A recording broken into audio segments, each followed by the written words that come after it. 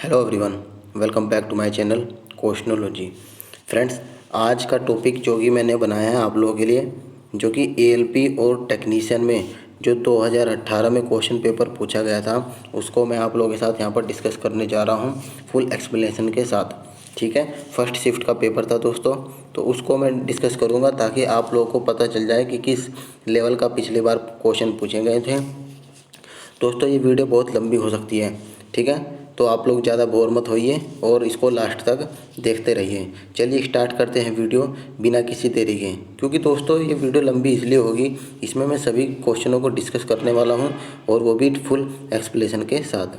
तो दोस्तों, यहाँ पर आप लोग सबसे पहले देख सकते हैं, जैसे कि यहाँ पर दिखाया गया है RRB ALP and technician 2018 9/8/2018 first shift का दोस्तों पेपर है यहाँ पर एएलपी और टेक्नीशियन के लिए। बिना कोई टाइम वेस्ट के दोस्तों स्टार्ट करते हैं। यहाँ पर पहला क्वेश्चन डिस्कस करते हैं, जो कि रीजनिंग का क्वेश्चन पूछा गया था। आप लोगों को दोस्तों बता दूं, इसमें 75 क्वेश्चन पूछे जाएंगे आप लोगों से, ठीक है। मैंने अपने चैनल पर सिलेबस और एग्जाम पैटर्न किस तरह से रहने वाला है उसकी भी वीडियो बनाई हुई है, आप लोग आई बटन बजाकर चेकआउट कर सकते हैं। हालांकि दोस्तों आप लोगों को अब तक तो पता चल गया होगा, ठीक है। तो देखिए, यहाँ पर पहला क्वेश्चन पूछा गया है कि दिए गए विकल्पों में निम्न चित्र के घुमाए गए रूप को आप लोगों को बताना है कि इसमें से इनमें ये वाला ऑप्शन कहाँ पर है। तो दोस्तों, सबसे पहले ए वाले में देख सकते हैं, जैसे कि ट्रायंगुलर बनाया है दोनों तरफ में, और इसमें बीच में जो डंडा दिया हुआ है ये पूरे में नहीं है, तो ये ऑप्शन नहीं हो सकता। बी वाला नहीं क्लियर दिख रहा है, ना सी में। दोस्तों, यहाँ पर डी ऑप्शन जो कि है, इसमें बिल्कुल ये इस वाले को इस तरह से क्लॉकवाइज घुमा दिया है, तो ऑप्शन नंबर इसका डी इसका सही आंसर होगा, ठीक है। अगला क्वेश्चन देख सकते हैं फ्रेंड्स, यहाँ पर बताया गया है प्रतिरोध की एसआई इकाई। आप लोगों को प्रतिरोध की एसआई इकाई बतानी है। The SI unit of resistance is coulomb, newton, ohm या जूल। दोस्तों, यहाँ पर आंसर तो होगा ओम। ओम को किस तरह से प्रदर्शित करते हैं, तो दोस्तों हम लोग इस तरह से सिंबल इसका ओम का रहने वाला है। दोस्तों, एक फिजिक्स के तथा एक मैथमेटिशियन साइंटिस्ट थे, जिनका नाम दोस्तों यहाँ पर जॉर्ज साइमन ओम था। इन्होंने सबसे पहले दोस्तों क्या किया था, इन्होंने एक तार में धारा प्रवाहित की थी और तथा उनके सिरों के बीच धारा और विभवांतर के बीच दोस्तों एक संबंध स्थापित किया था। उसी संबंध को दोस्तों इन्होंने ओम का नियम दिया था। ओम का नियम का फॉर्मूला होता है दोस्तों V = IR होता है, ठीक है। तो दोस्तों इसका आंसर होगा ऑप्शन नंबर सी, ओम। अगला क्वेश्चन दोस्तों यहाँ पर देख सकते हैं, इंपॉर्टेंट क्वेश्चन है दोस्तों ये, कि नकारात्मक त्वरण निम्नलिखित में से किसकी दिशा के विपरीत होता है। वेग, बल, गति या दूरी। तो दोस्तों इससे पहले मैं आप लोगों को बता दूं त्वरण क्या होता है। त्वरण दोस्तों ये होता है, त्वरण वेग में परिवर्तन की दर को ही क्या कहते हैं, त्वरण कहते हैं, ठीक है। वेग परिवर्तन की दर को ही क्या कहते हैं, त्वरण कहते हैं। जब दोस्तों किसी वस्तु के वेग में जो दोस्तों जब समान समय अंतराल में समान परिवर्तन होता है ना, तो दोस्तों तब त्वरण जो है एक समान होता है, ठीक है। आप लोगों को ये बात ध्यान रखनी है कि जब किसी वस्तु के वेग में समान समय अंतराल में समान चेंजेस होते हैं, तब त्वरण जो है एक समान लीनियर होता है। और दोस्तों जब यहाँ पर जब वस्तु के वेग का परिमाण समय के साथ बढ़ता है, यानी कि जब वस्तु के वेग, मान लो कोई वेग है 5 से 10 हो गया, समय के साथ बढ़ रहा है, तो दोस्तों इसका त्वरण जो कि है धनात्मक होगा। अगर दोस्तों इसका वेग घट रहा है तो इसका त्वरण जो कि ऋणात्मक होगा। ऋणात्मक त्वरण को ही दोस्तों क्या कहते हैं, हम लोग मंदन कहते हैं। तो दोस्तों इसका आंसर होगा ऑप्शन नंबर ए, नकारात्मक त्वरण वेग की दिशा के विपरीत होता है। अगला क्वेश्चन दोस्तों यहाँ पर हम लोग देख सकते हैं, फोर्थ क्वेश्चन दोस्तों यहाँ पर है कि 1 किलोवाट किसके इक्वल टू होता है, यानी कि आप लोगों को बताना है 1 किलोवाट घंटा की वैल्यू बतानी है। तो दोस्तों आप लोगों को मैं बता दूं, जैसे कि यहाँ पर हम लोग लिख सकते हैं 1 किलोवाट घंटा। इसको सबसे पहले हम लोग बेसिक से करते हैं दोस्तों। बिल्कुल देखिए, 1 किलोवाट है, किलो तो हज़ार होता है, और आप लोगों ने यहाँ पर लिख लिया वाट गुणा घंटा, 1 HR घंटा, ठीक है। अब हम लोगों ने दोस्तों यहाँ पर लिखा 1000 गुणा वाट का मात्रक होता है जूल पर सेकंड, ठीक है, गुणा घंटे को दोस्तों हम लोग मिनट में लिख सकते हैं 60 मिनट। इसी प्रकार दोस्तों यहाँ पर हम 1000 गुणा जूल पर सेकंड सेम लिखेंगे, गुणा मिनट को दोस्तों सेकंड में कन्वर्ट करेंगे तो 60 से गुणा करेंगे, तो ये हो गया हमारा सेकंड। सेकंड से सेकंड हमने काट दिया, ठीक है, और इसकी गुणा कर दी हमने तो 6 छंग 36, 3600 गुणा 10 की घात 3, ये हो गया जूल। अब दोस्तों हम लोग एक काम और कर सकते हैं कि इसको 3.6 गुणा 10 की घात इसको 6 लिख सकते हैं, तो ये जूल में हो गया। ठीक है, कैसे हुआ दोस्तों, यहाँ पर देख सकते हैं 3 घात ये थी, 2 घात ये थी, तो इसको हम लोग ऐसे लिख सकते हैं 36 गुणा 10 की घात 5।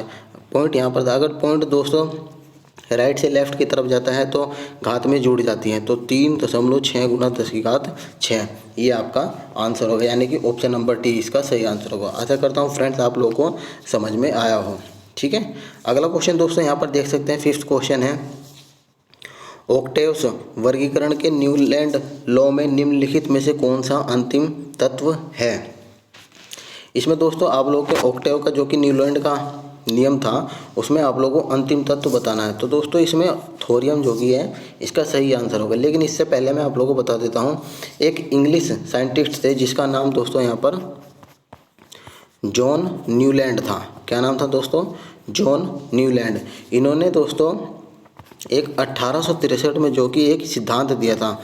कब दिया था दोस्तों, 1863 में एक सिद्धांत दिया था जिसको नाम दिया था इन्होंने न्यूलैंड का अष्टक सिद्धांत। इस सिद्धांत के अकॉर्डिंग दोस्तों क्या होता था कि जैसे पहले संगीत के स्वर होते थे ना दोस्तों, यहाँ पर जैसे कि मैं आप लोगों को लिख देता हूँ, सा रे गा मा पा धा नी और सा। तो दोस्तों ये 8 स्वर थे। तो जैसे कि पहला स्वर 8वें स्वर से समानता रखता था, इसी को मद्देनजर रखते हुए दोस्तों इन्होंने क्या करा था कि तत्वों को परमाणु भार के बढ़ते हुए क्रम में रखा था। तब तो दोस्तों जैसे मान लो पहला तत्व यहाँ पर है, दूसरा, तीसरा, चौथा, पाँचवा, छठा, आठवां, तो इन्होंने परमाणु भार के बढ़ते हुए क्रम में रखा। तो इन्होंने बताया कि जो कि पहला तत्व की गुण है वो 8वें तत्व के गुण से समानता रखती है। ठीक है, जब दोस्तों इन्होंने ये सिद्धांत दिया था उस समय 56 तत्व यानी कि एलिमेंट मौजूद थे। तो दोस्तों इसमें अंतिम तत्व इनका थोरियम रखा था इन्होंने। ठीक है, तो ऑप्शन नंबर सी इसका राइट आंसर होगा। नेक्स्ट क्वेश्चन देख सकते हैं दोस्तों आप लोग यहाँ पर, भारतीय ओलंपिक संघ के वर्तमान यानी कि 2018 में पूछा गया था अध्यक्ष कौन था, तो नरेंद्र ध्रुव बत्रा थे, इसका सही आंसर होगा। आप लोग इससे अंदाज़ा लगा सकते हैं दोस्तों कि आप लोगों की करंट किस बेस पर पूछी गई थी, कितने साल पहले की पूछी गई थी। ठीक है, और अब देखते हैं दोस्तों इसका 7th क्वेश्चन हम लोग यहाँ पर पढ़ते हैं। नेक्स्ट आगे 7th क्वेश्चन में पूछा गया है कि निम्नलिखित में से कौन सी एक त्रिभुजाकार संख्या नहीं है। त्रिभुजाकार संख्या के दोस्तों बारे में बताना है आप लोगों को कौन सी नहीं है। आप लोगों को दोस्तों बता दूं त्रिभुजाकार संख्या किस तरह से डिसाइड की जाती है। जैसे मान लीजिए पहली त्रिभुजाकार संख्या क्या होती है दोस्तों, 1 होती है। इसको कैसे करेंगे दोस्तों, पॉइंट लगा देंगे हम लोग तो 1 हो गया। अगर बात करें दूसरी त्रिभुजाकार संख्या की तो हम लोग दोस्तों 2 पॉइंट लगाएंगे, ठीक है, और एक बिंदु ऊपर लगाएंगे तो ट्रायंगुलर बन गया ना दोस्तों। तो दूसरी त्रिभुजाकार संख्या का मान हो गया 3, पहली त्रिभुजाकार संख्या का मान हो गया 2, 1, और तीसरी त्रिभुजाकार संख्या का मान दोस्तों यहाँ पर मैं आप लोगों को बता दूँ, जैसे तीसरी पूछा है तो 3 डॉट लगाएंगे हम लोग, फिर इन दोनों के बीच में 1 डॉट लगाएंगे, फिर 1 डॉट लगाएंगे दोस्तों, यहाँ पर त्रिभुजाकार बनना चाहिए। तो अब दोस्तों इसको काउंट कर सकते हैं, 1, 2 और 3, 3 और 2 5 और 1 6। तो दोस्तों पहली त्रिभुजाकार संख्या 1, दूसरी त्रिभुजाकार संख्या 3, तीसरी त्रिभुजाकार संख्या 6। अगर बात करते हैं फोर्थ की तो दोस्तों हम लोग यहाँ पर 4 पॉइंट लगाएंगे, फिर 3 पॉइंट लगाएंगे, फिर 2, फिर 1। तो दोस्तों इसको जब हम काउंट करेंगे तो ये हो जाएगा 10, और पाँचवीं की बात करते हैं तो दोस्तों ये हो जाएगा 15। इसका दोस्तों एक फॉर्मूला भी होता है TN बराबर n+1/2। इससे दोस्तों आप लोग किसी भी संख्या का त्रिभुजाकार संख्या निकाल सकते हैं। अब दोस्तों इसमें बताया गया था कि त्रिभुजाकार संख्या नहीं है, 3 देखिए दोस्तों यहाँ पर 3 है तो 3 है, 15 भी है दोस्तों, यहाँ पर 10 भी है दोस्तों, 5 दोस्तों यहाँ पर 5 नहीं है, 5 की जगह 6 त्रिभुजाकार संख्या होती है। तो इसका सही आंसर होगा दोस्तों यहाँ पर ऑप्शन नंबर डी। हालांकि दोस्तों यहाँ पर RRB ने 15 माना था जो कि गलत है, यहाँ पर 5 ऑप्शन सही होगा, यानी कि ऑप्शन नंबर डी इसका राइट आंसर होगा। अब आगे बढ़ते दोस्तों यहाँ पर हम लोग देख सकते हैं पानी को ब्लीचिंग पाउडर में मिलाने पर कौन सी गैस निकलती है। अब दोस्तों सबसे पहले मैं आप लोगों को बता दूं कि ब्लीचिंग पाउडर होता क्या है। ब्लीचिंग पाउडर को दोस्तों इसको हम विरंजक चूर्ण भी कहते हैं। इसका अणुसूत्र यानी कि इसका फॉर्मूला क्या होता है, CaOCl तो इसका फॉर्मूला होता है। अगर केमिकल नेम की बात करते हैं तो दोस्तों इसका केमिकल नेम होता है कैल्शियम क्लोरो हाइपोक्लोराइट।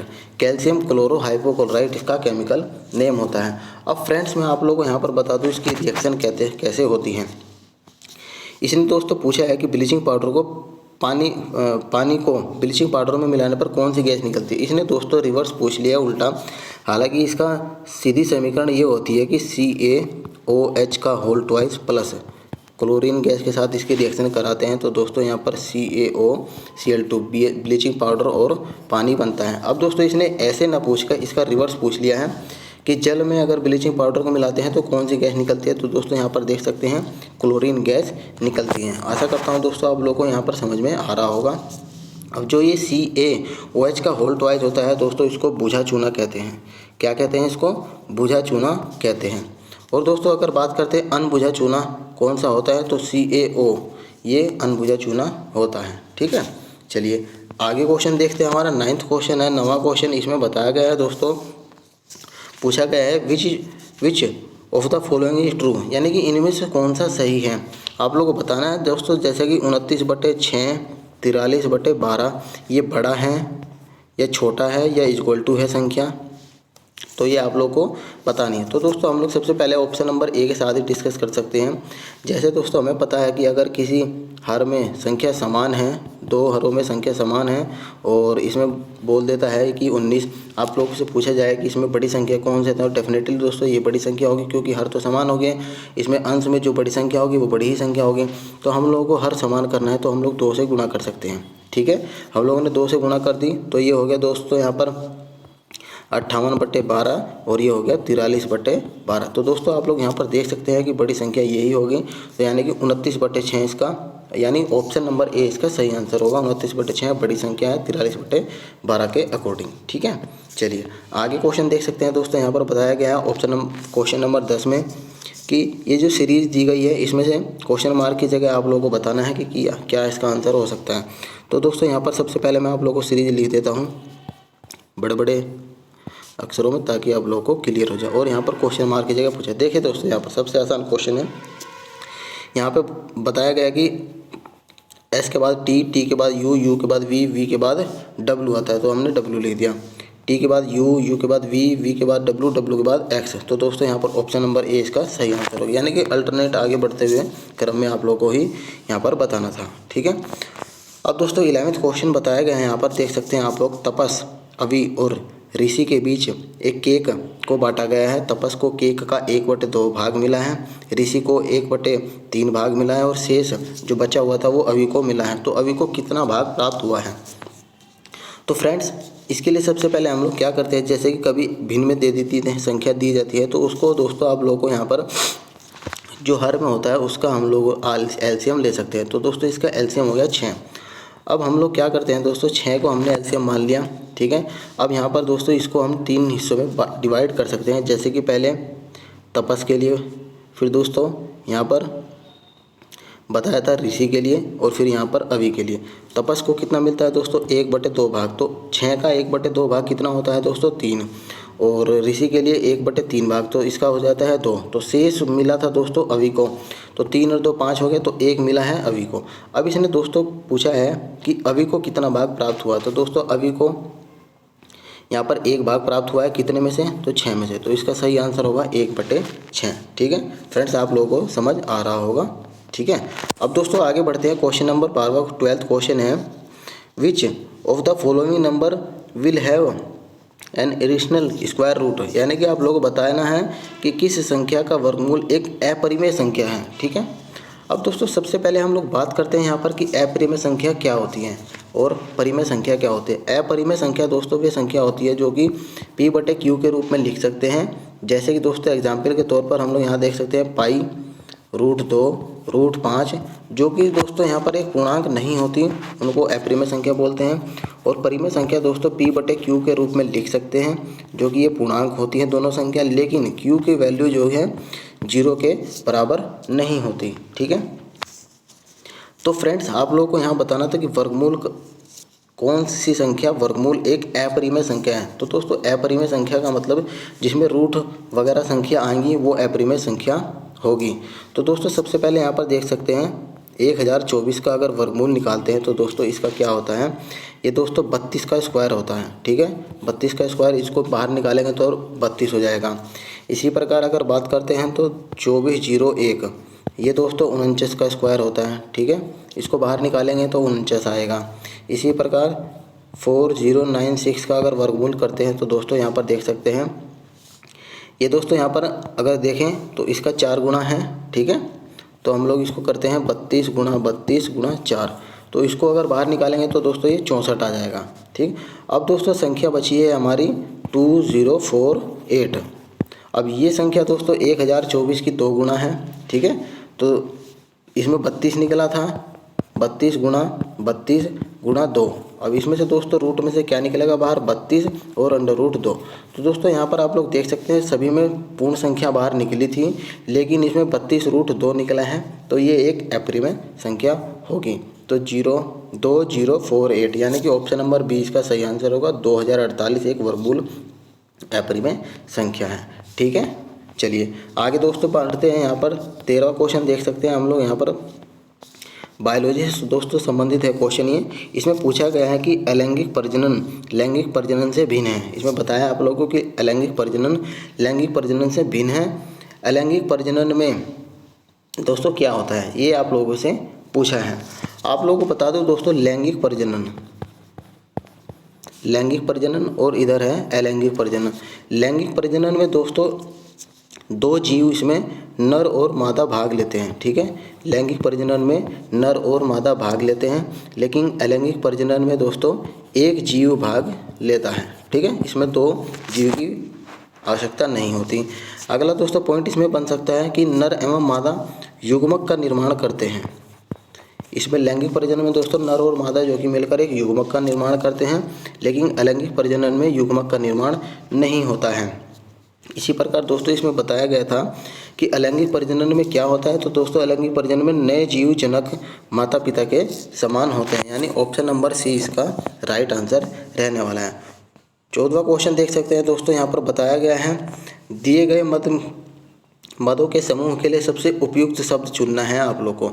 सबसे उपयुक्त शब्द दोस्तों इसमें कौन सा रहने वाला है, आप लोग यहाँ पर देख सकते हैं कि इसमें जैसे पहले यहाँ पर बैच दिखाया गया है, फिर ट्रॉफी दिखाई गई है, फिर विनर दिखाया गया है। तो दोस्तों यहाँ पर ये जो भी चीज़ें होती हैं ये किसी न किसी दोस्तों उत्सव में दी जाती हैं। ठीक है, तो ये उत्सव से संबंधित हो जाती हैं। इसका आंसर सही होगा ऑप्शन नंबर सी। ठीक है, और आगे बढ़ते हैं फ्रेंड्स। दोस्तों इसमें 15वां क्वेश्चन देख सकते हैं, यहाँ पर मैथ का क्वेश्चन दिया गया है। सबसे पहले यहाँ पर बताया गया कि 9.5 वार्षिक साधारण ब्याज की दर पर कोई राशि जो कि 6 वर्ष में 942 हो जाती है। ठीक है, आरंभ में निवेश किया गया मान कितना था, कितने रुपए आप लोगों ने निवेश किए थे। तो दोस्तों मैं आप लोगों को सबसे पहले बता दूं, जो कि ये दर दी जाती है 9.5% जो दी गई है, ये दोस्तों सिंपली साधारण जो कि है 1 वर्ष के लिए दी जाती है। लेकिन हमसे पूछा गया है दोस्तों 6 वर्ष के लिए, तो हमें इसको दर को 6 वर्ष के लिए बनाना है। तो हम लोग क्या करेंगे, 9.5 गुणा 6 और परसेंटेज को हम लोग नीचे डिवाइड कर देंगे और इस पॉइंट को हटा देंगे। तो दोस्तों ये हमारा 6 वर्ष का दर बन गई। ठीक है, अब हम इसको क्या करते हैं, इसको दर को सोल्व करते हैं। जैसे कि हम लोग इसको काट सकते हैं 5 से, तो 19 से ये चला गया और 5 दूनी 10, 2 तिया 6, तो ये हो गया दोस्तों 57/100। ठीक है, अब दोस्तों सिंपल इंटरेस्ट का सवाल है। यहाँ पर जो नीचे हर में होता है उस वो मूलधन होता है और ऊपर जो होता है वो SI होता है। अब इसमें बताया गया था कि 6 वर्ष में कोई धनराशि जो है कि 942 हो जाती है। तो दोस्तों ये मिश्र धन है। मिश्र धन क्या होता है आप लोगों को बता दो, मिश्र धन बराबर होता है मूलधन प्लस साधारण ब्याज। तो दोस्तों ये मिश्र धन की वैल्यू दी गई है। अगर हम साधारण ब्याज और मूलधन जोड़ देते हैं तो कितना हो जाता है मिश्र धन।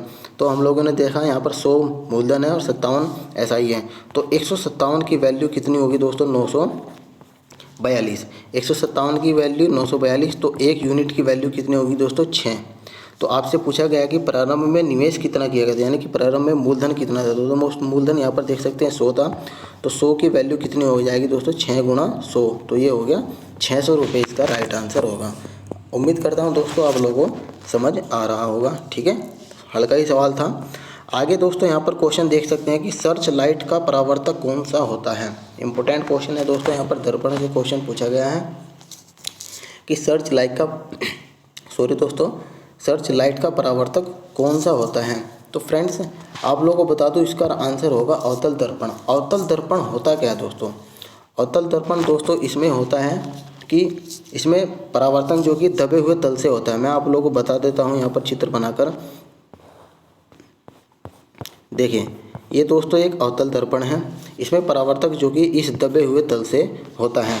और उत्तल दर्पण में क्या होता है दोस्तों, उत्तल दर्पण में परावर्तक जो कि है उभरे हुए तल से होता है, यानी कि इसमें इधर से जो कि उभरा हुआ है। इसका सिंबल दोस्तों आप लोग अवतल दर्पण का इस तरह से बना सकते हैं और उत्तल दर्पण का इस तरह से बना सकते हैं। ठीक है, अवतल दर्पण के लिए फॉर्मूला की बात करते हैं दोस्तों फोकस लंबाई की, तो 1/f = 1/v + 1/u।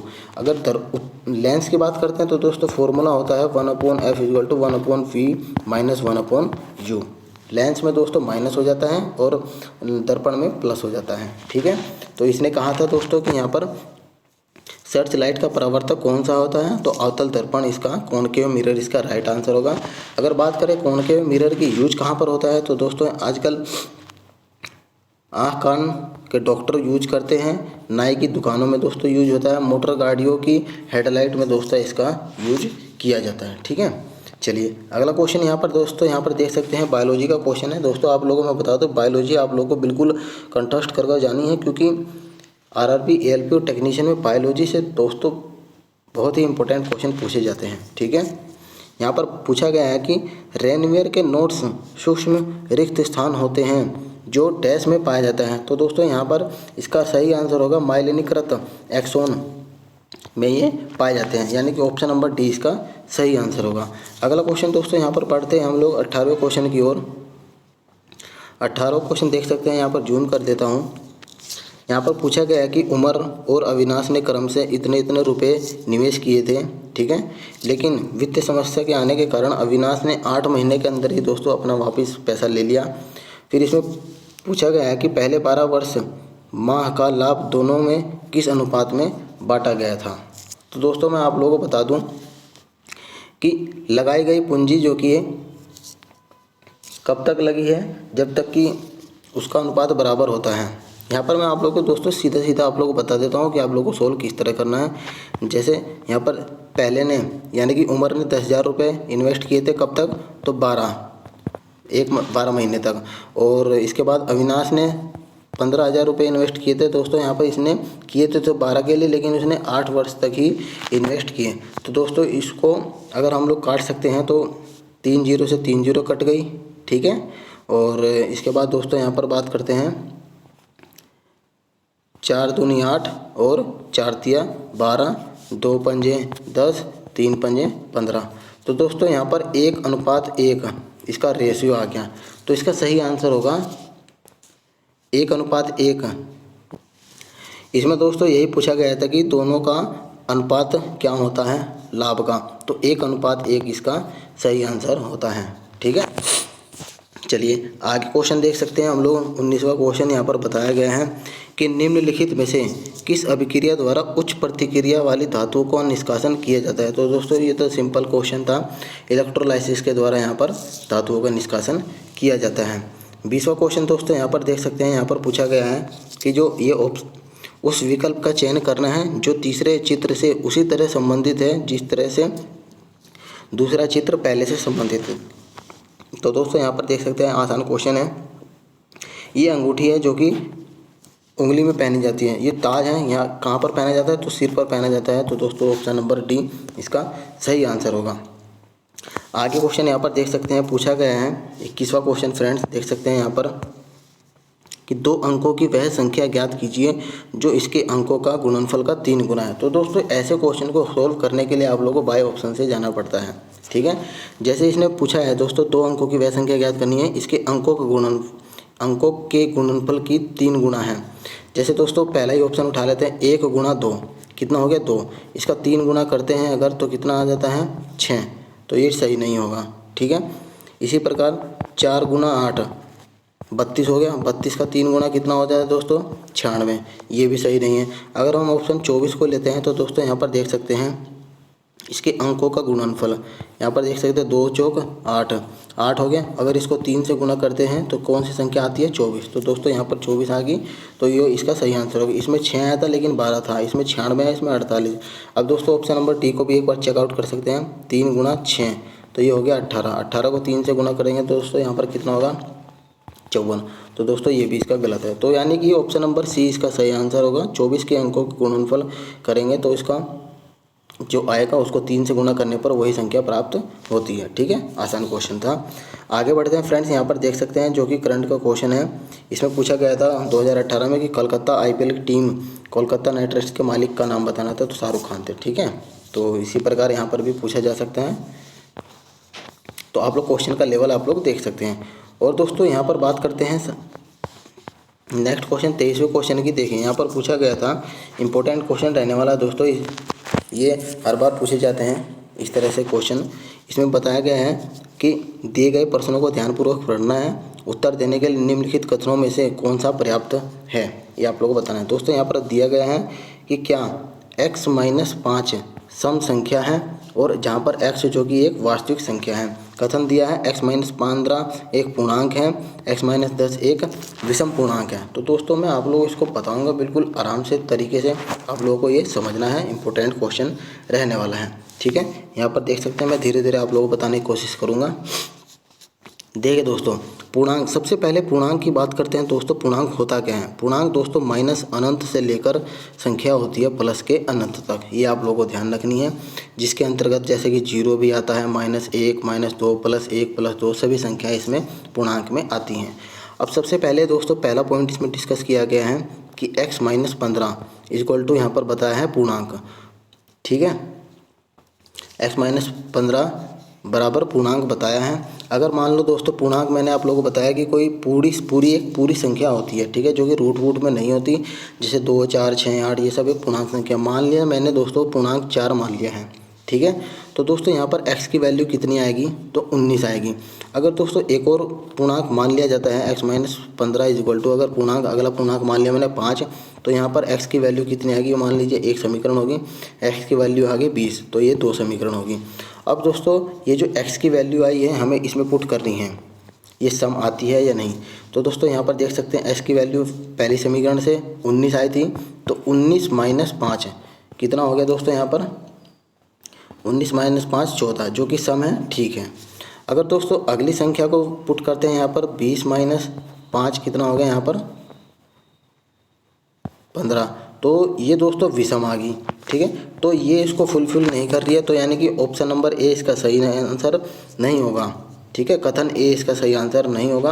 अब दोस्तों कथन बी की ओर बढ़ते हैं। यहाँ पर बताया था कि x - 10 एक विषम संख्या है।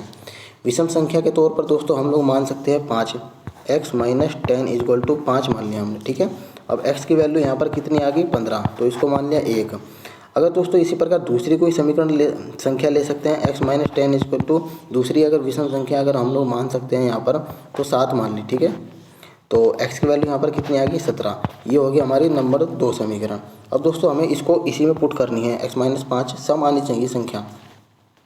तो दोस्तों यहाँ पर देखिए x - 5 पहली संख्या कितनी आई थी? यहाँ पर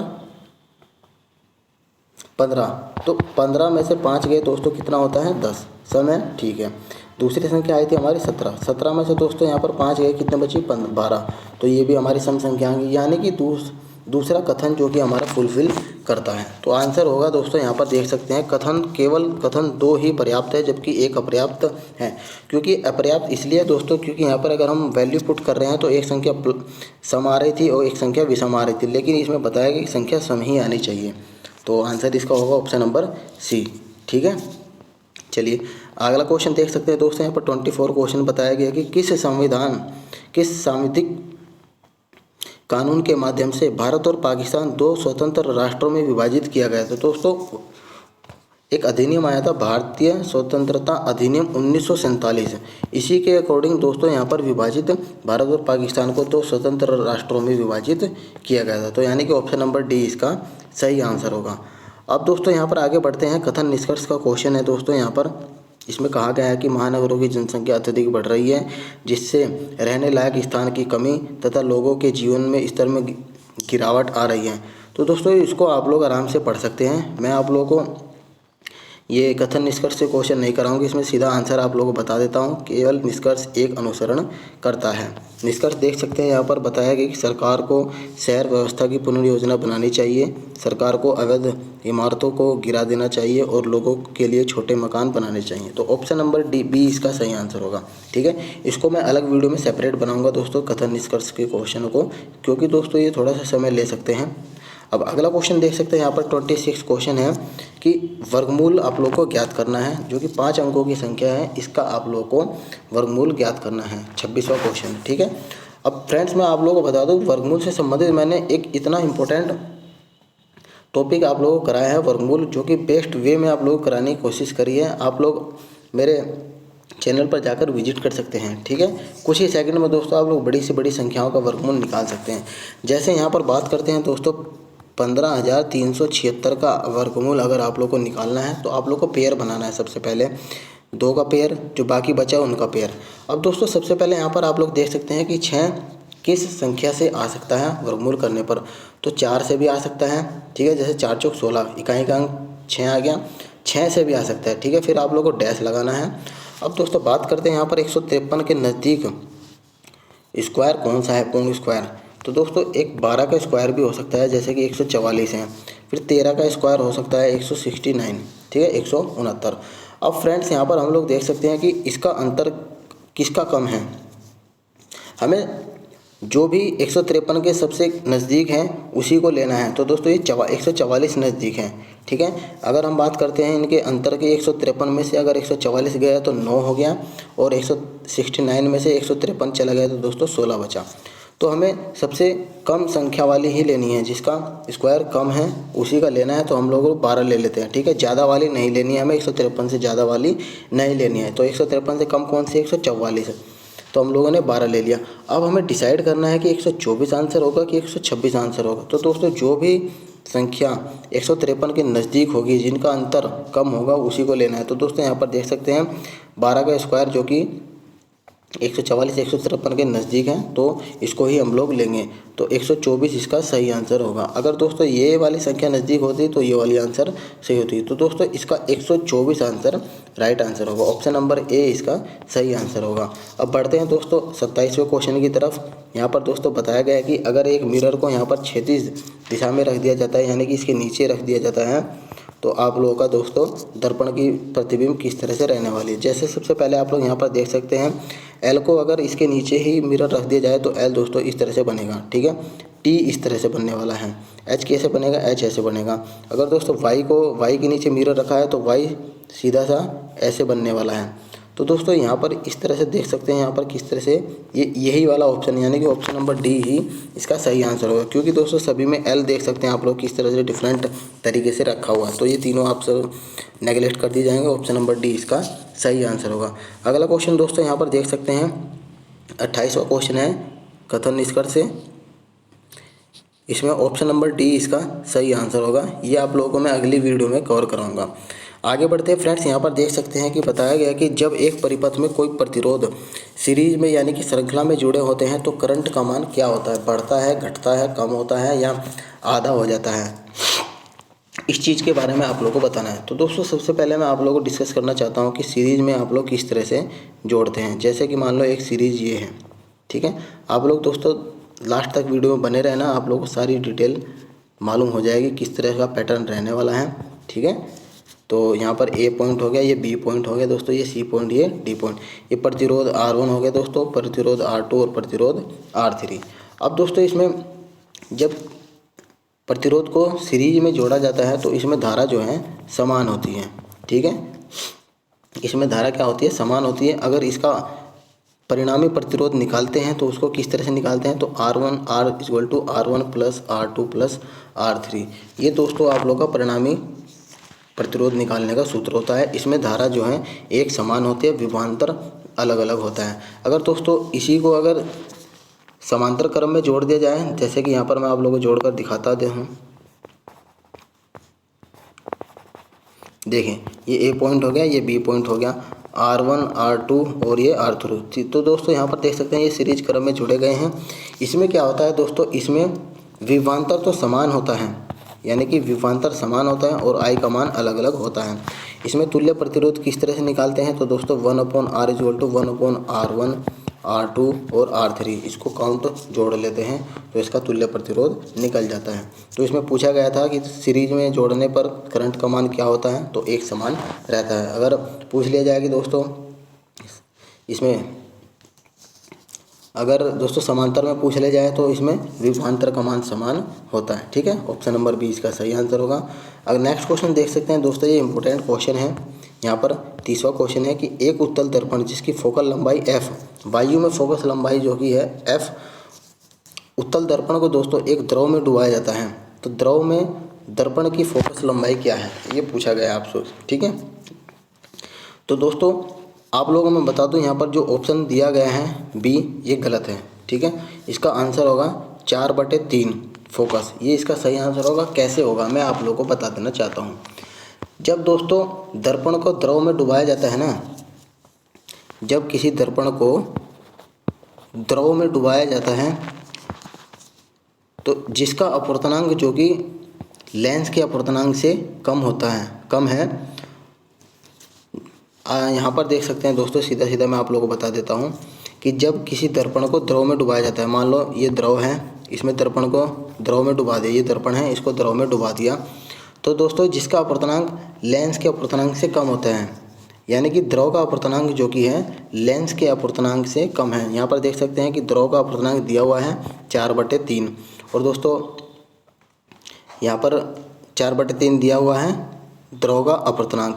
इसमें कहा था कि जब किसी लेंस को द्रव में डुबाया जाता है तो जिसका अपवर्तनांक लेंस के अपवर्तनांक से कम होता है, यानी कि ये लेंस के अपवर्तनांक से कम होता है, किसका, पानी का अपवर्तनांक दोस्तों लेंस के अपवर्तनांक से कम होता है, तो लेंस की क्षमता जो है घट जाती है। इसका क्षमता का फॉर्मूला दोस्तों मैं आप लोगों को बता देता हूँ। क्षमता प्रोपोर्शनल होता है 1/फोकस दूरी के।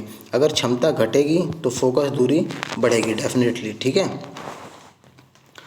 तो अगर मान लो क्षमता घटा दिया तो फोकस दूरी बढ़ेगी, फॉर्मूला के हिसाब से हम लोगों ने ये देख लिया।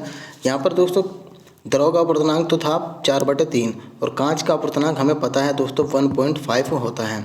ठीक है, अगर हम लोग 4/3 को अगर भाग करते हैं तो दोस्तों ये आएगा 3 × 3 3 3 9 1.3, जो कि द्रव का अपवर्तनांक जो कि कांच के अपवर्तनांक से कम होता है।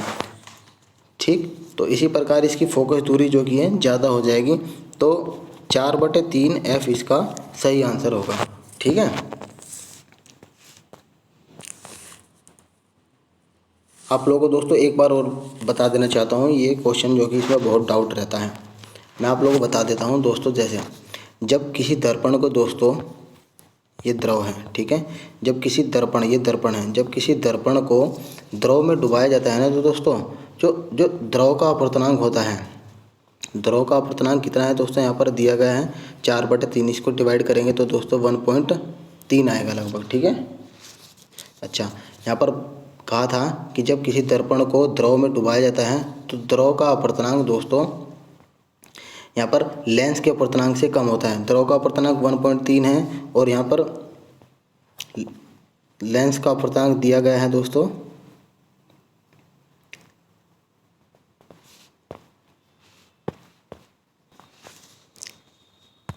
लेंस का अपवर्तनांक दिया था दोस्तों 1.5, ये हमें याद रखना होता है लेंस का अपवर्तनांक, और द्रव का अपवर्तनांक था 1.3। ठीक है, तो द्रव का अपवर्तनांक लेंस के अपवर्तनांक से कम है, तो जब लेंस के अपवर्तनांक से कम होगा तो दोस्तों लेंस की क्षमता जो कि कम हो जाएगी। क्षमता प्रोपोर्शनल होता है 1/फोकस लंबाई, अगर क्षमता कम है तो फोकस दूरी ऑलरेडी बढ़ जाएगी। ठीक है, तो इसी प्रकार यहाँ पर पूछा गया था कि द्रव में दर्पण की फोकल लंबाई क्या होगी, तो दोस्तों F तो नहीं होगी क्योंकि ये कम है, ज़्यादा ही होगी, तो 4/3 इसका सही आंसर होगा। चलिए आगे क्वेश्चन देख लेते हैं। नेक्स्ट क्वेश्चन हमारा है 31वां क्वेश्चन। 31वां क्वेश्चन देख सकते हैं दोस्तों, यहाँ पर पूछा गया है कि उस उत्तर आकृति का चयन कीजिए जो दी गई प्रश्नाकृति के रिक्त स्थान को फुलफिल करती है। दोस्तों यहाँ पर देख सकते हैं इसमें 2 डंडे हैं, ठीक है। कोई लॉजिक लगाना है, किसी भी तरह से लॉजिक लगा सकते हैं हम लोग। एक गोला है, सर्किल है जिसमें 2 डंडे हैं, अगले में दोस्तों 3 डंडे दिए हैं, अगले में 4। इसी प्रकार इसमें भी 3 हैं, 2 हैं, 4 हैं, इसमें 2 हैं, 4 हैं, तो 3 नहीं है। तो दोस्तों 3 वाला इसमें ऑप्शन में देख सकते हैं कौन सा है, 3 वाला ऑप्शन नंबर ए। तो ऑप्शन नंबर ए इसका सही आंसर होगा, यानी कि ऑप्शन नंबर ए तो यहाँ पर है आंसर फिगर में, ऑप्शन नंबर सी इसका सही आंसर होगा, ठीक है। चलिए आगे क्वेश्चन देख सकते हैं आप लोग। यहाँ पर 32वां क्वेश्चन है, NH4 का होल ट्वाइज SO4 के एक अणु में कितने परमाणु होते हैं। दोस्तों बहुत ही आसान क्वेश्चन है ये।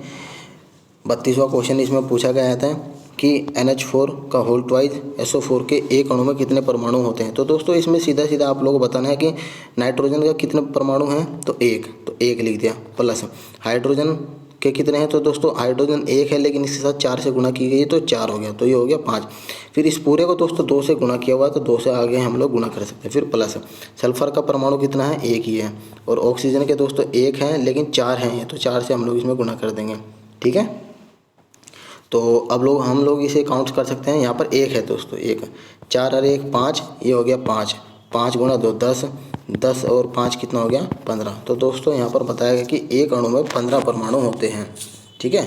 चलिए आगे क्वेश्चन देख सकते हैं दोस्तों। यहाँ पर यदि बहुलक और माध्यिका के बीच अंतर 2 हैं तो माध्यिका और माध्य के बीच अंतर आप लोगों को बताना है कि कितना आंसर रहने वाला है। इंपॉर्टेंट क्वेश्चन है दोस्तों। यहाँ पर इसमें दोस्तों एक इम्पोर्टेंट क्वेश्चन जो कि सूत्र है मैं आप लोगों के सामने यहाँ पर डिस्कस करता हूँ कि जैसे कि बहुलक बराबर होता है 3 गुणा माध्यिका, 3 गुणा माध्यिका माइनस 2 गुणा माध्य। ये दोस्तों आप लोगों को सूत्र फॉर्मूला आप लोगों को याद रखना है, इसी बेस पर आप लोगों का क्वेश्चन सही होगा।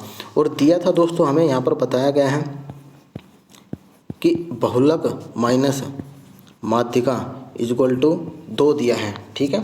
हमें पूछा गया था कि माध्यिका और माध्य के बीच अंतर आप लोग को ज्ञात करना है। अब दोस्तों हम लोग इसमें कर सकते हैं, इस वाले फॉर्मूले में क्या कर सकते हैं, बहुलक में से दोनों तरफ जो है माध्य को घटा देते हैं, दोनों तरफ माध्यिका को घटाएंगे, ठीक है। तो हम लोग बहुलक माइनस माध्यिका, बहुलक माइनस माध्यिका घटा दिया। अब ये 3 माध्यिका थी, इसमें दोस्तों 1 माध्यिका घटानी है, तो हमें के पास यहाँ पर कितनी बचेगी, 2 माध्यिका बचेगी, ठीक है। 2 माध्यिका माइनस 2 माध्य। अब दोस्तों यहाँ पर देख सकते हैं बहुलक और माध्यिका आ गया अंतर, ठीक है। बहुलक और माध्यिका, इसका आंसर इसका बहुलक और माध्यिका इक्वल टू कितना था, 2। अब यहाँ पर हम 2 कॉमन ले सकते हैं, तो माध्यिका माइनस माध्य, ठीक है, ये हो गया। अब 2 से 2 हम काट सकते हैं, तो माध्यिका माइनस माध्य का अंतर कितना हो गया, 1। तो ये आंसर सही हो गया, ठीक है दोस्तों। आप लोगों को समझ आ रहा होगा, उम्मीद करता हूँ, ठीक। चलिए आगे क्वेश्चन देख सकते हैं। 34वां क्वेश्चन यहाँ पर कथन निष्कर्ष से है, इसमें ऑप्शन नंबर ए इसका सही आंसर होगा। केवल पूर्ण धारणा 2 अंतर निहित है। अगला क्वेश्चन हम लोग देख सकते हैं, 35वां क्वेश्चन डिस्कस करने वाले हैं दोस्तों हम लोग यहाँ पर, जो कि बहुत आसान क्वेश्चन था कि संवेग को किसके गुणनफल के रूप में व्यक्त किया जाता है। तो संवेग बराबर होता है दोस्तों द्रव्यमान गुणा वेग, ठीक है, m/v इसका सही आंसर होगा, जो कि बहुत आसान क्वेश्चन था। नेक्स्ट क्वेश्चन देख सकते हैं दोस्तों यहाँ पर 36वां, ये भी कथन निष्कर्ष से संबंधित है, तो दोस्तों इसका ऑप्शन नंबर डी इसका सही आंसर होगा।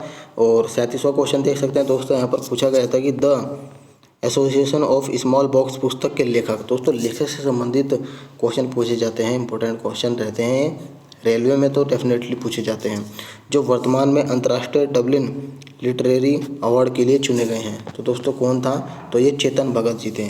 आंसर ऑप्शन नंबर डी इसका सही आंसर रहने वाला है। अब दोस्तों 38वां क्वेश्चन देख सकते हैं, यहाँ पर पूछा गया है कि 1600 की राशि 6 साल की अवधि के लिए 5 वार्षिक साधारण दर पर अर्जित ब्याज आप लोगों को बताना है, यानी एसआई की वैल्यू आप लोगों को याद करनी है। जैसे कि दोस्तों मैंने आप लोगों को पीछे क्वेश्चन में बताया था कि ये जो दर होती है ये 1 साल के लिए होती है, हमें 6 साल के लिए निकालनी होती है। तो हम लोग इसको 5% गुना 6 से मल्टीप्लाई करेंगे, ठीक है। अब परसेंटेज हटा के हम लोगों ने 100 लिख दिया, 5 से डिवाइड करेंगे तो दोस्तों यहाँ पर हो गया 2 3 6, ये हो गया 3/10। अब मैंने बताया था दोस्तों नीचे वाली वैल्यू होती है मूलधन और ऊपर की होती है SI। अब इसमें फ्रेंड्स दिया गया था यहाँ पे 1600 वैल्यू दी गई है, मूलधन की वैल्यू है, यानी कि 10 यूनिट इक्वल टू होता है 1600। 1 यूनिट की वैल्यू हो जाएगी दोस्तों 160। इसमें पूछा गया था कि ब्याज बताना है, तो आप तो 3 यूनिट है, तो 3 यूनिट की वैल्यू कितनी होगी दोस्तों 480 रुपये इसका सही आंसर होने वाला है। ठीक है, चलिए आगे क्वेश्चन दोस्तों यहाँ पर देख सकते हैं। 38वां हमने कर लिया था। 39वां क्वेश्चन देख सकते हैं यहाँ पर दोस्तों बताया गया है कि वे पौधे जिनमें पौधे के विभिन्न भाग उपस्थित नहीं होते हैं वे डैश समूह से संबंधित होते हैं। दोस्तों वे थैलोफाइटा से संबंधित होते हैं। ऑप्शन नंबर डी इसका सही आंसर होगा। 40वां क्वेश्चन देख सकते हैं दोस्तों, यहाँ पर बताया गया कि अगर ये इससे संबंधित है तो इससे इसकी वैल्यू कितनी होगी। तो दोस्तों यहाँ पर एक लॉजिकल लगाना होगा हमें, जैसे कि 9 + 6 कितना होता है 15। 15 को अगर 3 से गुणा करेंगे तो दोस्तों ये आ जाएगा 45। ठीक है, ये आ गया। अब इसी प्रकार 7 + 4 को जोड़ेंगे तो दोस्तों यहाँ होगा 11 को 3 से गुणा करेंगे तो ये आ गया 33। ये भी 33 सही है। अब दोस्तों 6 + 4 जोड़ते हैं तो हो गया 10। इसमें अगर 2 से गुणा करेंगे तभी 20 आएगा। यही वाला लॉजिक दोस्तों हमें इसमें लगाना है 5 × 3 में। तो 5 + 3 कितना हो गया 8। 8 में 2 की गुणा करेंगे तो ये होगा हमारा 16। इसका सही आंसर होगा। ठीक है, चलिए नेक्स्ट क्वेश्चन दोस्तों यहाँ पर देख सकते हैं। 41वां क्वेश्चन है, ये भी इम्पोर्टेंट क्वेश्चन है दोस्तों कि एक 13 मीटर लंबी एक सीढ़ी एक खिड़की तक पहुँचती है। ठीक है, जो सड़क के किनारे की ज़मीन से 12 मीटर ऊपर है। दोस्तों आप लोगों को क्वेश्चन पढ़ना है और चित्र बनाना है। दोस्तों ये खिड़की है, ठीक है, ये सड़क है, ये 12 मीटर ऊंची है। आप लोगों को यहाँ पर बताया कि एक सीढ़ी लगानी है, ये हम लोगों ने सीढ़ी लगा दी। ठीक है, जो कि सीढ़ी की लंबाई 13 मीटर थी। अब जैसे कि दोस्तों हम पाइथागोरस प्रमेय से निकाल सकते हैं कि अगर हमें इसकी वैल्यू निकालनी है तो हम लोग को इसका वर्ग और इसका वर्ग हमें घटा देना है, तो ही इसकी वैल्यू आएगी पाइथागोरस प्रमेय के अनुसार। तो 169 - 144, तो दोस्तों ये 5 आ जाएगी, इसकी वैल्यू आ जाएगी 5। ठीक, अब इसने कहा था दोस्तों कि अगर इसके पाद को, ये तो सीढ़ी का पाद यानी कि इसका बिंदु रखते हुए सीढ़ी को सड़क के दूसरी ओर लगाया जाए। अगर हमने सड़क के दूसरी ओर इधर लगा दिया जाए तो दोस्तों यहाँ पर ये सीढ़ी लगा दी हमने, तो इसने कहा कि खिड़की की ऊंचाई 5 हो जाती है, खिड़की तक 5 मीटर तक पहुँचती है। तो ये 5 हो गया और सीढ़ी की लंबाई हमें 13 ही पता थी। तो अब लोग हमें फिर इसमें निकालना है कि 13 का स्क्वायर - 5 का स्क्वायर घटा देंगे तो 12 आ जाएगा। अब इसने पूछा था दोस्तों सड़क की चौड़ाई कितनी है, टोटल यहाँ से लेकर यहाँ तक की चौड़ाई पूछी है। तो 12 + 5 कितना हो जाएगा 17 मीटर इसका आंसर हो जाएगा। ठीक है, चलिए अगला क्वेश्चन दोस्तों यहाँ पर देख सकते हैं। 42वां क्वेश्चन है कि किस उत्पाद में दोस्तों मूल्य वृद्धि करने के फलस्वरूप जो कि परिणाम स्वरूप कई उत्पादों के मूल्य में वृद्धि हो जाती है, जिसका परिणाम मुद्रास्फीति होता है। अगर दोस्तों पेट्रोलियम में वृद्धि कर दी जाती है तो उससे जो भी कई उत्पाद होते हैं उसकी मूल्य वृद्धि डेफिनेटली बढ़ जाती है, आप लोगों ने देखा ही होगा। ठीक है, तो ऑप्शन नंबर सी इसका सही आंसर होगा। चलिए नेक्स्ट क्वेश्चन दोस्तों यहाँ पर देख सकते हैं 43, जो कि रेल की लंबाई इसमें मीटर में ज्ञात करनी है। सबसे पहले यहाँ पर पूछा दिया गया है कि एक रेलगाड़ी 90 किलोमीटर प्रति घंटे की चाल से 100 मीटर लंबे पुल को पार करने के लिए 10 सेकंड का समय लगती है। तो रेलगाड़ी की लंबाई आप लोगों को ज्ञात करनी है। तो दोस्तों सबसे पहले मैं आप लोगों को बता दूं कि जैसे ये 90 किलोमीटर है, 90 किलोमीटर प्रति घंटा, बाकी वैल्यू हमें मीटर पर सेकंड में दी गई है, तो हमें इसको कन्वर्ट करना है 5/18 से इसको गुणा कर देंगे तो ये मीटर पर सेकंड हो जाएगी। ठीक है, 18 × 5 = 90, तो ये दोस्तों ये 25 मीटर पर सेकंड हो गया। ठीक है, 25 मीटर पर सेकंड क्या हो गया दोस्तों, ये हमारी चाल होगी। तो चाल बराबर होता है दोस्तों दूरी बटे समय। अब दोस्तों चाल हमारी होगी 25 मीटर पर सेकंड, दूरी की वैल्यू हमें 100 मीटर लंबे पुल और ट्रेन की लंबाई L मान लिया हमने, बटे समय कितना था तो 10। तो 10 को इसमें गुणा करेंगे तो 2500 हो जाएगा, बराबर 100 + L। तो L की वैल्यू निकालनी है तो 100 हमें इधर ले जाएंगे तो 150 इसका आंसर सही हो जाएगा। 150 इसका right answer, option number B सही हो जाएगा। 43 क्वेश्चन हो गया हमारा। अब 45 की ओर बढ़ते हैं दोस्तों, यहाँ पर 44 की तरफ बढ़ते हैं फ्रेंड्स। यहाँ पर हम लोग देख सकते हैं, इसमें पूछा गया है कि 4 किलोग्राम भार की एक वस्तु क्षैतिज दिशा में 5 मीटर प्रति सेकंड की गति से बढ़ रही है। इसकी गति अगर 10 मीटर प्रति सेकंड तक बढ़ाने के लिए इस पर किया गया कार्य कितना होगा। ठीक है, कार्य के बारे में दोस्तों आप लोग को बताना है कि इस पर कार्य कितना होगा। तो दोस्तों बहुत ही आसान क्वेश्चन है, इसमें दिया गया है आप लोगों को m की वैल्यू कितनी दी गई है 4। ठीक है। और इसमें दोस्तों देख सकते हैं कि स्पीड इसमें बढ़ाई गई है। पहले v1 कितनी थी, 5 थी, बढ़ाकर कितनी कर दी, इसको 10 कर दी। दोस्तों इसमें जो कार्य बढ़ाने के लिए 10 मीटर प्रति सेकंड तक बढ़ाने के लिए जो कार्य किया गया है, तो दोस्तों ये गतिज ऊर्जा के बराबर होता है, यानी कि हाफ एम वी स्क्वायर के बराबर होता है। तो दोस्तों v यहाँ पर वेरी कर रहा है, तो हम लोग इसको लिखेंगे हाफ m की वैल्यू 4, v1 10 का स्क्वायर माइनस 5 का स्क्वायर, तो 2 से 2 कट गया 2, तो ये हो गया दोस्तों 100 माइनस 25 75 गुणा 2, तो ये हो गया 150 जूल। इसका आंसर सही होगा, यानी कि जो कार्य करने में लग रहा है वो इसकी गतिज ऊर्जा के बराबर होगा। ये आप लोगों को ध्यान रखना था, ठीक है। तो ऑप्शन नंबर 20 का सही आंसर हो गया। अब फ्रेंड्स आगे बढ़ते हैं। 45 क्वेश्चन है, इसमें पूछा गया है आयु से संबंधित क्वेश्चन है दोस्तों कि अब से 7 साल बाद विराट मोहिंदर से 2 गुना बड़ा है। 5 साल पहले मोहिंदर की आयु विराट की आयु के 2/5 से 1 वर्ष कम थी, तो वर्तमान में विराट की आयु आप लोगों को ज्ञात करनी है। तो फ्रेंड्स सबसे पहले मैं आप लोगों को यहाँ पर बता दूँ, हम मान लेते हैं, माना 5 साल पहले विराट की आयु, ठीक है, इसके पक्ष में पूछा गया है, तो दोस्तों इसी को हम लोग मान लेते हैं, आधार मान लेते हैं इसी को। विराट की आयु x मान ली, और 5 साल पहले ही दोस्तों मोहिंदर की आयु कितनी थी, यहाँ पर देख सकते हैं। मोहिंदर की आयु विराट की आयु कितनी थी, x, विराट की आयु से 2/5 से 1 वर्ष कम थी, तो दोस्तों यहाँ पर होगी 5 वर्ष पहले मोहिंदर की आयु 2x/5 माइनस 1, ठीक है। बिल्कुल बेसिक से बता रहा हूँ दोस्तों, आप लोगों को समझ आ रहा होगा, ठीक है। अब इसमें बताया गया कि वर्तमान में विराट की आयु कितनी थी दोस्तों, पहले 5 साल पहले x थी, तो वर्तमान में x+5 हो जाएगी, यानी कि 5 साल बाद।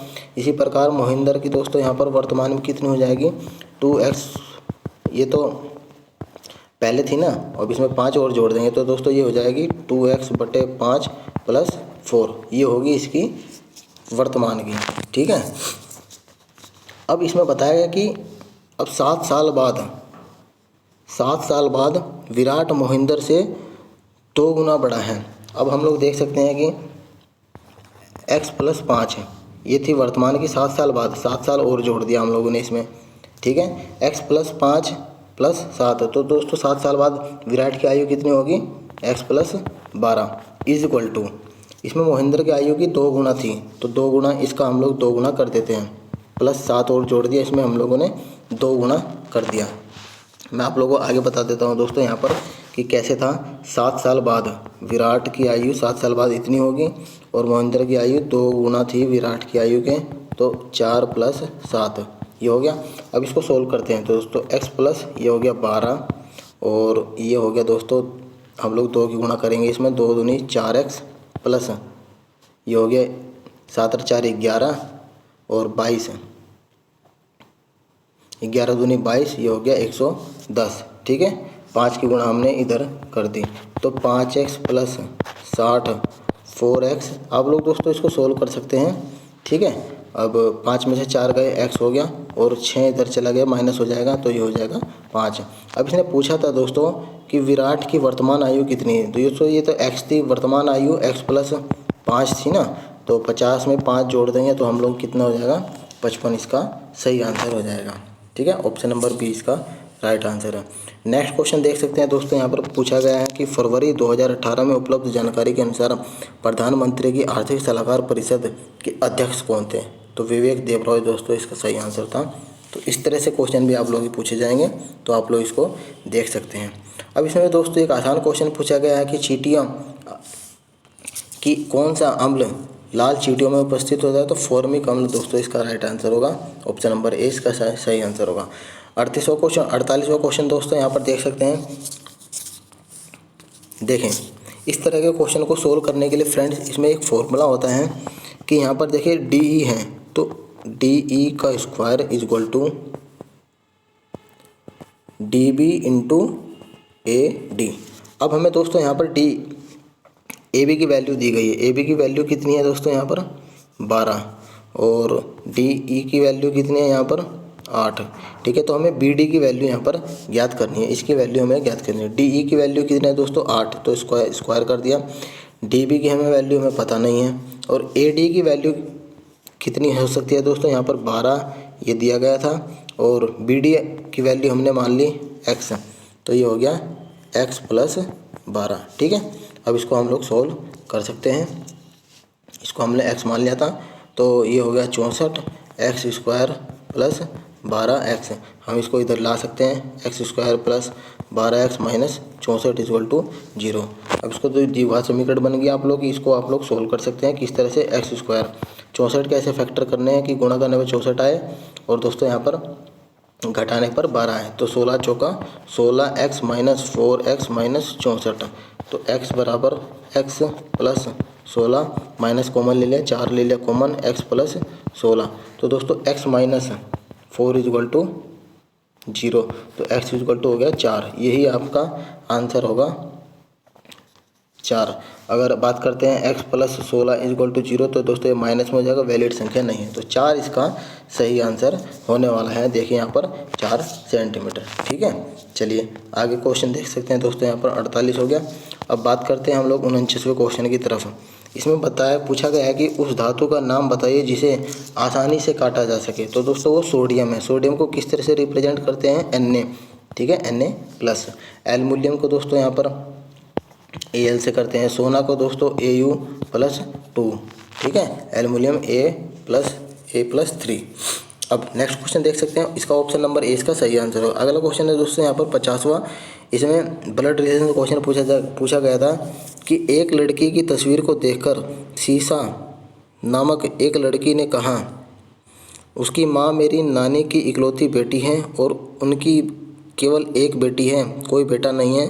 सीसा तस्वीर की लड़की से कैसे संबंधित है। तो दोस्तों तस्वीर की लड़की खुद सीसा है। इसका ऑप्शन नंबर ए इसका सही आंसर होगा। ठीक है, चलिए अगला क्वेश्चन यहाँ पर कथन निष्कर्ष से है, तो इसका ऑप्शन नंबर ए इसका सही आंसर होगा। आप लोग इसे देख सकते हैं। 51 हो गया। 52वां क्वेश्चन की बात करते हैं, तो दोस्तों यहाँ पर देख सकते हैं, इसमें पूछा गया था कि 2018 में उपलब्ध जानकारी के अनुसार इलाहाबाद बैंक की MD एंड CEO का नाम बताना था। तो दोस्तों उस समय उषा अनंत सुब्रमण्यम थी। तो इस तरह के क्वेश्चन भी दोस्तों पूछे जाते हैं। नेक्स्ट क्वेश्चन कथन निष्कर्ष से है दोस्तों, आप लोग देख सकते हैं, ऑप्शन नंबर बी इसका सही आंसर होगा। अगला क्वेश्चन देख सकते हैं, यहाँ पर देखें कि जिस तरह से हंसों से संबंधित है, यानी कि ये एक वचन ये बहुवचन है, उसी प्रकार इनमें से आप लोगों को बताना है कि कौन सा पैटर्न मैच करता है। तो पतलून जो है पतलूनों से मैच करता है, यानी कि ये बहुवचन शब्द है। कमीज ये दोस्तों ये भी नहीं बनेगा, ये भी नहीं बनेगा, तो पतलून का पतलूनों से बन रहा है। ठीक है, चलिए 55वां क्वेश्चन देख सकते हैं कि इसमें पूछा गया है कि जैसे ये वाला पैटर्न इस पैटर्न से संबंधित है, तो ये किस वाले पैटर्न से संबंधित होगा।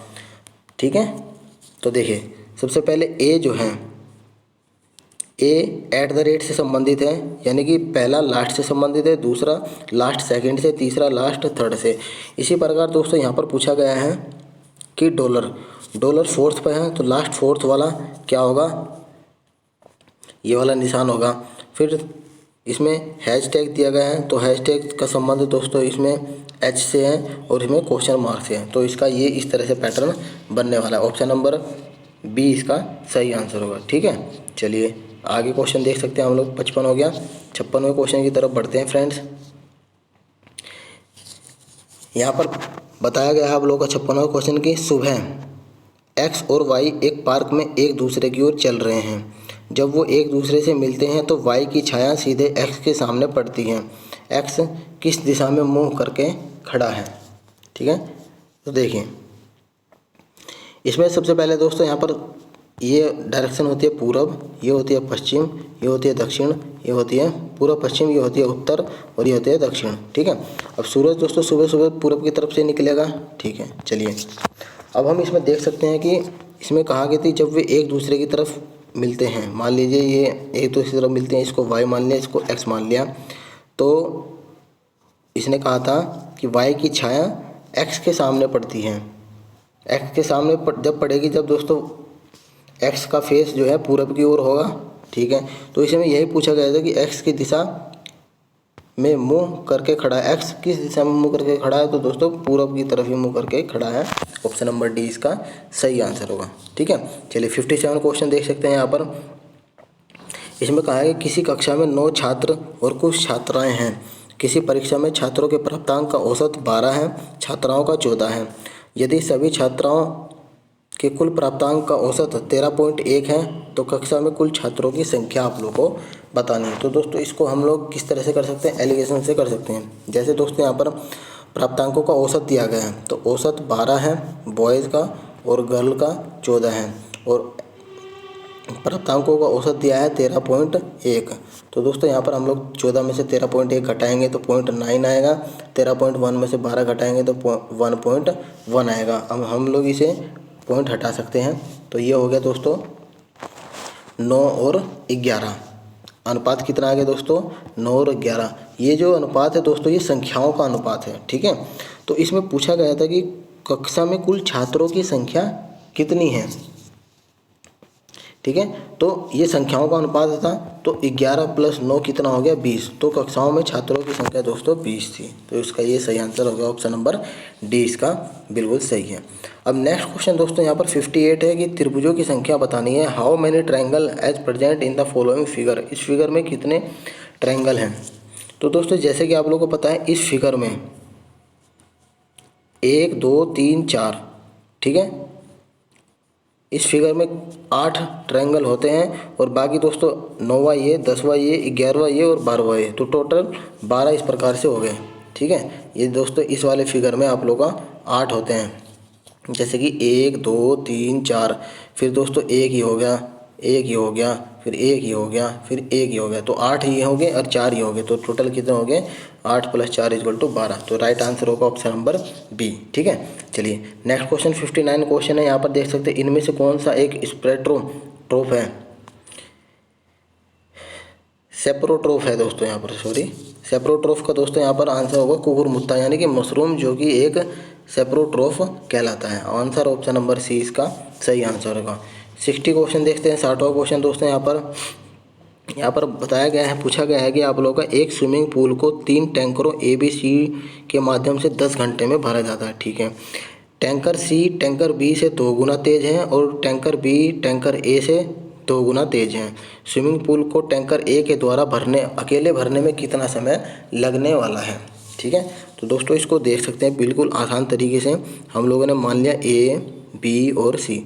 सबसे पहले हम लोग देख सकते हैं कि टैंकर सी बी से 2 गुना है, टैंकर सी बी से कितना है, अगर बी की वैल्यू 1 है तो इसकी वैल्यू 2 गुना होगी, ठीक है। अब इसने कहा था कि टैंकर बी टैंकर ए से 2 गुना है। अगर टैंकर ए को 1 मान लिया जाए तो टैंकर बी कितना हो जाएगा, 2, ठीक है। अब हम लोगों को पता है कि यहाँ पर किस तरह से फिलअप करते हैं, तो यहाँ जो लास्ट में होता है उसको लास्ट वाली संख्या से इसको यहाँ से फिल कर देते हैं। तो दोस्तों इसकी गुणा करेंगे 1, इसकी गुणा करेंगे 2, इसकी गुणा करेंगे 4, तो ये अनुपात रेशियो आ गया हमारा 1 घंटे में कितने यूनिट बढ़ता है। तो दोस्तों इसको काउंट कर सकते हैं हम लोग 7। 1 घंटे में दोस्तों 7 यूनिट भरता है। तो इसमें कहा था कि 10 घंटे में भर रहा है, तो 10 घंटे में कितने यूनिट भरेगा, तो दोस्तों 70 यूनिट भरेगा। लेकिन इसमें कहा गया था कि दोस्तों ए के द्वारा अकेले कितने समय लगेगा, तो 70 यूनिट। ए की अनुपात कितना था, तो दोस्तों 1 से डिवाइड करेंगे तो दोस्तों इसका 70 घंटे में ये भरा जाएगा, यानी ऑप्शन नंबर डी इसका सही आंसर होगा, ठीक है। चलिए 1 घंटे की ऑलरेडी वीडियो हो चुकी है दोस्तों, कोई बात नहीं, लेकिन आप लोगों को समझ में आ रहा होगा, आशा करता हूँ। चलिए आगे दोस्तों यहाँ पर क्वेश्चन देख सकते हैं 61। एक परमाणु में न्यूट्रॉनों की संख्या किसके बराबर होती है। परमाणु में दोस्तों न्यूट्रॉनों की संख्या किसके बराबर होती है। दोस्तों आप लोगों को मैं बता देना चाहता हूँ कि एक फॉर्मूला होता है कि द्रव्यमान संख्या बराबर होता है प्रोटॉनों की संख्या प्लस न्यूट्रॉनों की संख्या। न्यूट्रॉनों की संख्या को n से प्रदर्शित करते हैं और द्रव्यमान संख्या को a से प्रदर्शित करते हैं। और प्रोटॉनों की संख्या दोस्तों एक तरह से परमाणु क्रमांक के बराबर होती है, जिसको z से प्रदर्शित करते हैं, ठीक है। तो इसमें दोस्तों यहाँ पर पूछा गया था कि न्यूट्रॉनों की संख्या, तो न्यूट्रॉनों की संख्या को अगर इधर ले आएंगे हम तो यहाँ पर द्रव्यमान संख्या माइनस परमाणु संख्या इसका सही आंसर हो जाएगा। देखिए अगर मान लो कोई एलिमेंट दिया है तत्व है सोडियम, इसको लिखा है दोस्तों 11 और 23। इसमें अगर आप लोगों से पूछा जाए कि परमाणु क्रमांक सोडियम का कितना है, तो दोस्तों इसको Z से प्रदर्शित करते हैं, यानी कि परमाणु क्रमांक 11 है। अगर द्रव्यमान संख्या पूछा, क्या पूछा दोस्तों, द्रव्यमान संख्या, तो ये दोस्तों 23 जो है द्रव्यमान संख्या होती है, ठीक है। इस तरह से आप लोग बता सकते हैं। तो ऑप्शन नंबर डी इसका सही आंसर होगा। 62 यानी कि 62वां क्वेश्चन देख सकते हैं दोस्तों यहाँ पर बताया गया है कि एक लंबवर्तीय शंकु का आयतन जिसके आधार की त्रिज्या उसकी ऊंचाई की 1/3 है। दोस्तों इसको सबसे पहले हम यही कर सकते हैं कि ऊंचाई की 1/3 हमने लिख दिया, ठीक है। और ये दोस्तों R1 अगर मैं बात करूँ, R1 हम लोग मान सकते हैं शंकु के आधार की त्रिज्या और गोले की आधार की त्रिज्या R2 मान सकते हैं। अब इसमें दोस्तों यहाँ पर हो गया एक गोलार्ध के आयतन के बराबर है। शंकु का आयतन एक गोलार्ध के आयतन के बराबर है। शंकु की त्रिज्या और गोलार्ध की त्रिज्या का आप लोग को अनुपात बताना है। अब दोस्तों आप लोगों को पता होगा कि शंकु का आयतन कितना होता है, 1/3 पाई R1 का स्क्वायर h। गोले का आयतन आप लोगों को पता होना चाहिए दोस्तों, 4/3 पाई R2 का क्यूब, ठीक है। और एक समीकरण आप लोगों के पास ये दी गई है। यहाँ पर दोस्तों h की वैल्यू हम लोग निकाल सकते हैं, h बराबर 3R1 हो गया, ठीक। इसको आप लोग ध्यान से समीकरण 1 हो गया। अब इसने कहा था दोस्तों कि शंकु का आयतन गोलार्ध के आयतन के बराबर है। इन दोनों वैल्यू को दोस्तों बराबर कर देते हैं। अगर जब हम बराबर करेंगे तो 1/3 पाई R1 का स्क्वायर h बराबर 4/3 पाई R2 का क्यूब। पाई से पाई गया, 3 से 3 गया, ठीक है। अब दोस्तों h की वैल्यू 3R है तो यहाँ पर हम लोग रख सकते हैं, तो ये हो गया 3R1 की क्यूब बराबर ये हो गया 4R2, ठीक है, 4R क्यूब। अब R1/R2 का क्यूब बराबर हो गया 4/3। अब इसको दोस्तों अगर दोनों तरफ से 1/3 से भाग कर देते हैं अंश में, तो इसको इस तरह से लिख सकते हैं, √4 अनुपात √3, ठीक है। तो इसका आंसर दोस्तों यहाँ पर ये आ गया √4 3 घनमूल √3, यानी कि ऑप्शन नंबर बी इसका सही आंसर हो गया, ठीक है। चलिए अगला क्वेश्चन दोस्तों यहाँ पर देख सकते हैं, पीर पंजाल रेलवे सुरंग कहाँ पर स्थित है, तो दोस्तों जम्मू कश्मीर में ये स्थित है। ऑप्शन नंबर ए इसका सही आंसर रहने वाला है। अब दोस्तों नेक्स्ट क्वेश्चन है 64th, किसी थैले में लाल और नीले रंग की गेंदों की संख्या का अनुपात स्थिर है। इसने पहले बता दिया कि गेंदों का संख्याओं का अनुपात जो कि स्थिर है।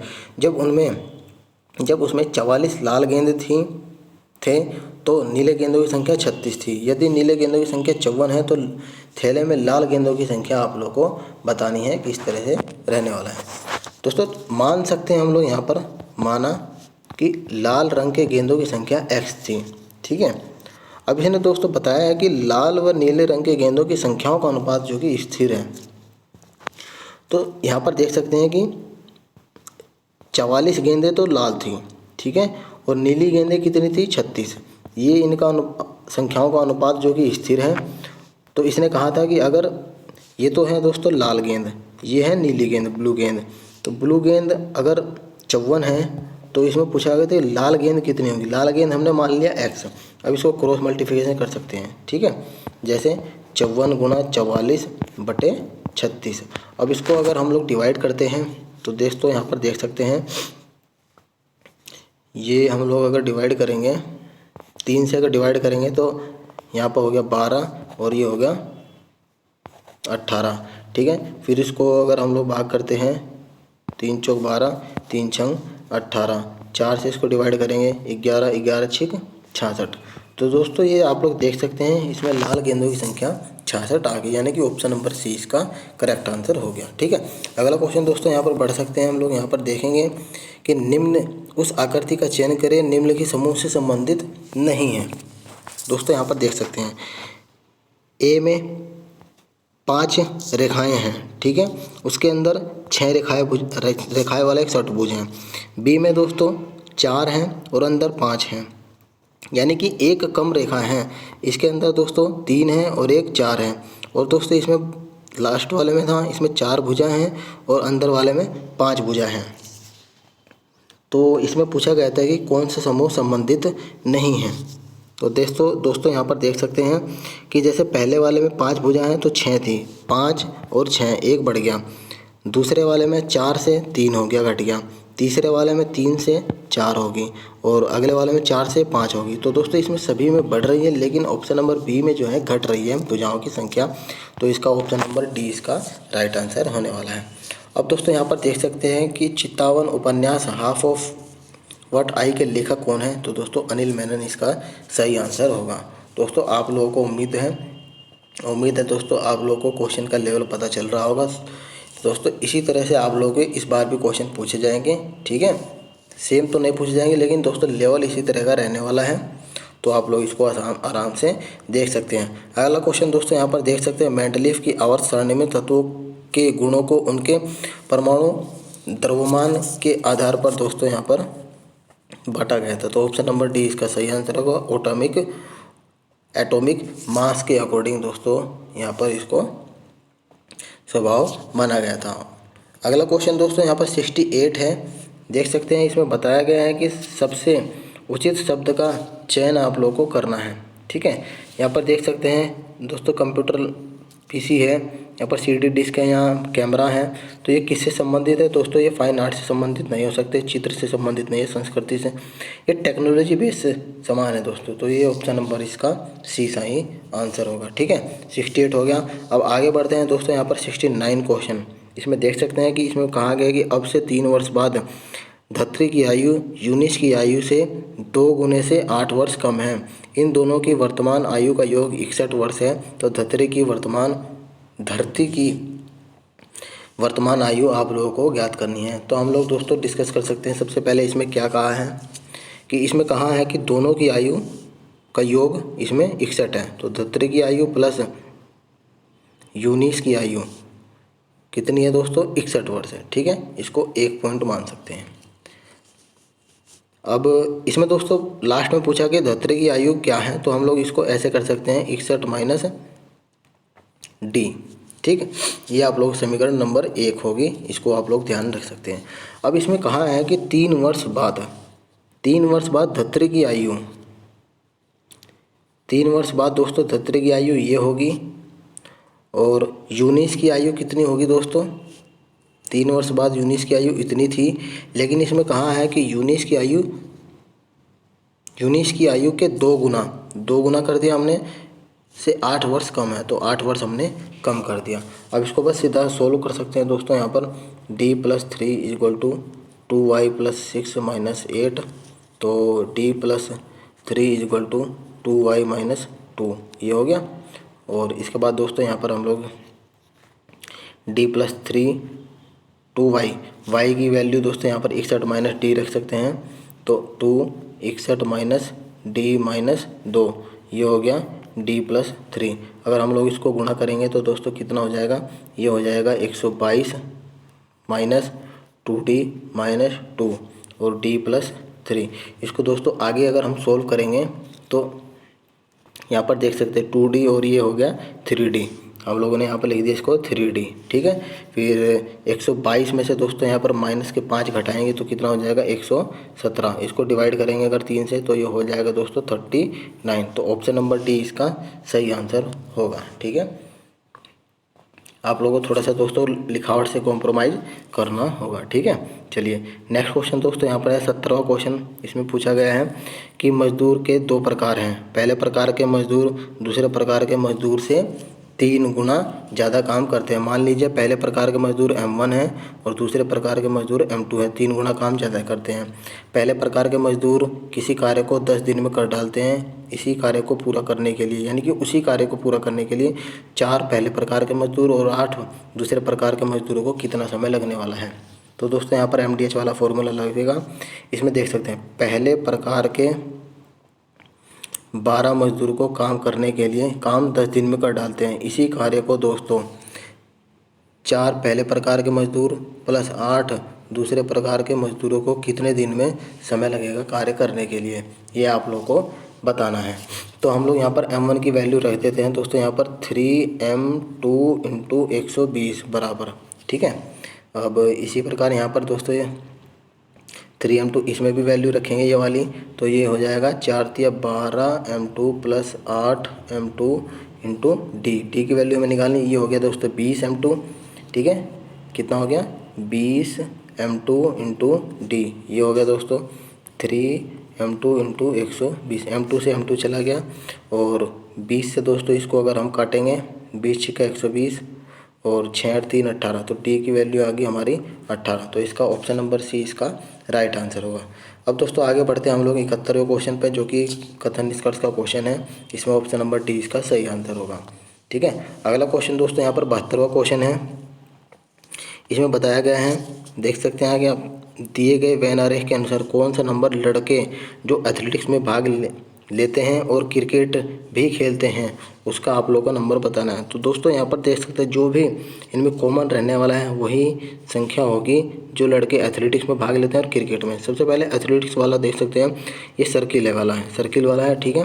और इसमें क्रिकेट वाला को देख सकते हैं दोस्त ट्रायंगल। तो ये इसमें जो भी दोस्तों सर्किल और ट्रायंगल के बीच में जो आएगा वही इसकी वैल्यू होने वाली है। तो दोस्तों यहाँ पर देख सकते हैं 3 है जो इसका सही आंसर होने वाला है, ठीक है। चलिए आगे क्वेश्चन देख सकते हैं 73। इसमें पूछा गया है कि दोस्तों तमिलनाडु के नए नियुक्त राज्यपाल का नाम बताना है। तो बनवारी लाल पुरोहित उस समय के थे, तो आज के समय में भी दोस्तों पूछ सकता है, ठीक है। तो आप लोग ये सब पैटर्न आप लोगों को ध्यान रखना है कि इस तरह से कौन से क्वेश्चन पूछे जा रहे हैं। 74 का दोस्तों यहाँ पर देख सकते हैं कि बताया गया है कि निम्नलिखित में से अनुक्रम में ऐसे कितने प्रतीक हैं जिसके पहले कोई संख्या आती है। तो दोस्तों प्रतीक इसमें दोस्तों आप लोग देख सकते हैं जिससे पहले संख्या है कि यहाँ पर डॉलर के सामने 2 आया हुआ है, बाकी और किसी के सामने कोई संख्या नहीं आई। तो एक ही संख्या ऐसी है जिसके सामने दोस्तों कोई संख्या आई हुई है। तो ऑप्शन नंबर बी इसका राइट आंसर हो। और आज का लास्ट क्वेश्चन दोस्तों यहाँ पर देख सकते हैं 75वां क्वेश्चन है। इसको दोस्तों आप लोगों के साथ डिस्कस कर देना चाहता हूँ। इसमें ऑप्शन नंबर ए इसका सही आंसर हो, केवल निष्कर्ष 2 सही हैं। दोस्तों आशा करता हूँ आप लोगों को वीडियो अच्छी लगी होगी, अपने फ्रेंड सर्कल में शेयर कर सकते हैं, ठीक है, और वीडियो को लाइक भी कर सकते हैं। मिलते हैं आपको नेक्स्ट वीडियो में, तब तक के लिए धन्यवाद फ्रेंड्स।